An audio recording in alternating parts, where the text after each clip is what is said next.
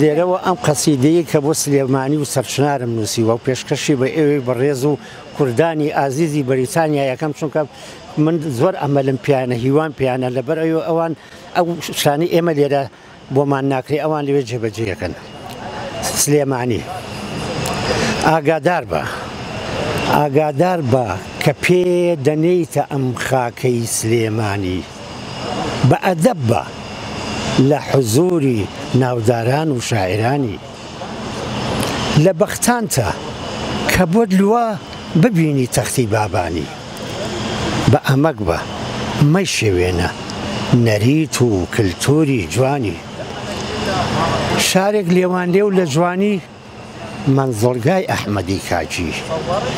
مێرجێکی پاراوی سەوزە لە ئامێزیا سەرچاوەکەی سەرچناری، چەند میوان دۆست و نەجیبە بۆ کەسانی غەیرە شاری کە ئاڵۆزا موسیبەتە خامۆژ نابێ وەک ڕەشەباکەی جارانی.